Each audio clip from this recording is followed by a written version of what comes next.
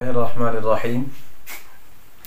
हज़रत अबू मूसा अशअरी रज़ी अल्लाह तआला अन्हु से रिवायत है, फरमाते हैं कि रसूलुल्लाह सल्लम के पास जब भी कोई ज़रूरतमंद आता तो आप अलैहिस्सलातु वस्सलाम फरमाते, तुम इसकी सिफारिश कर लो ताकि तुम्हें अजर मिल जाए और इसके नसीब में जो होगा वो इसको मिल जाएगा।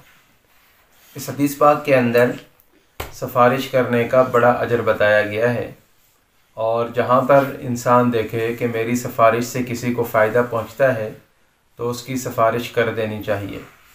अब रसूलुल्लाह सल्लल्लाहु अलैहि वसल्लम आपके पास जब भी कोई हाजतमंद आता था, ज़रूरतमंद आता था, तो आप उसकी हाजत को ख़ुद ब खुद पूरा फरमा दिया करते थे। किसी को सिफारिश करने की ज़रूरत ही नहीं पड़ती थी। यही वजह है कि रिवायत के अंदर बताया गया कि अल्लाह के नबी ख़ुद फरमाते थे कि तुम इसकी सिफारिश कर दो ताकि तुम्हें इसके ऊपर अजर मिल जाए। इससे मालूम हुआ कि सिफारिश करने पर अल्लाह तबारक व तआला ने अजर देना है, यानी सवाब देना, और ये मुफ्त का सवाब होता है। अगर हमारी सिफारिश से किसी को फ़ायदा होता है और वो जायज़ सिफारिश होती है तो हमें चाहिए कि ऐसी सिफारिश कर दिया करें। बस औक़ात ऐसे होता है कि हमारी सिफारिश से किसी को फ़ायदा हो सकता है लेकिन हम वैसे ही उस बंदे की सिफारिश नहीं करते। मिसाल के तौर पे सिफारिश से मुराद ये जो बड़े बड़े ऑफिसर लगे हुए होते हैं या जिनके पास वो ग्रेड वगैरह होते हैं, तो उनके जो साइन होता है ना, बड़ा अथॉरिटी होती है, उनका मजाज ऑफिसर होते हैं, तो हमें काम कराने होते हैं, हम जाते हैं उनके पास तो बग़ैर किसी वजह के वो साइन ही नहीं कर देते। अगर देखें माकूल वजह है, आपको किसी आदमी पर भरोसा नहीं है, आप उसके अखलाक किरदार से वाकिफ़ हैं या आप उसको नहीं जानते तो वो ठीक है। लेकिन अगर एक बंदा ऐसा है कि जिसके अखलाक किरदार से वाकिफ़ हैं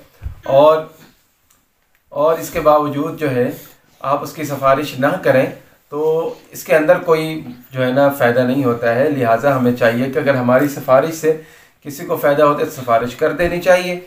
अब यहाँ पर अल्लाह के नबी ख़ुद फरमा रहे हैं उसको, हज़रत अबू मूसा अशअरी को या सहाबा इकराम को फरमाया करते थे कि तुम इसकी सिफारिश कर दो।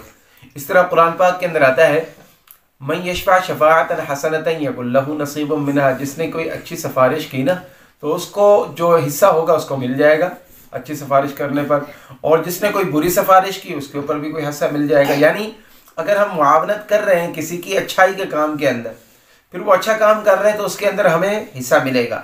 अगर किसी की मुआवनत कर रहे हैं बुराई के काम के ऊपर, तो वो जब बुराई करेगा तो उसके अंदर हमें हिस्सा मिलेगा। लेकिन एक बात याद रखनी चाहिए कि सिफारिश हमें हमेशा अच्छाई के कामों में करनी चाहिए, बुराई के कामों में सिफारिश नहीं करनी चाहिए। बुराई के कामों में किसी का मुआविन और मददगार नहीं बनना चाहिए।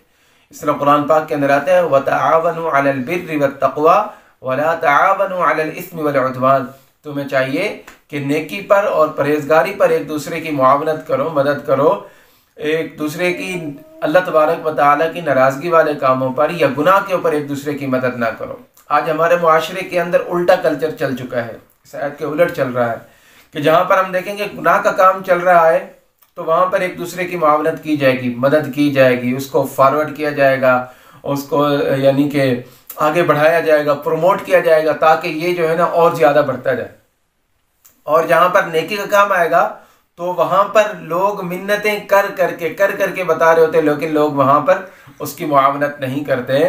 तो अगर हम देखें कि हमारी किसी भी तरीके से सिफारिश करने से, किसी भी तरीके से अगर किसी नेकी के काम को प्रमोट किया जा रहा है या किसी आदमी का भला हो रहा है, कोई आदमी है जो बेचारा मुआवनत का मोहताज है, सिफारिश हम देखें कि हमारी सिफारिश से अगर उसको फ़ायदा पहुंच जाता है तो अपनी सिफारिश हमें कर लेनी चाहिए।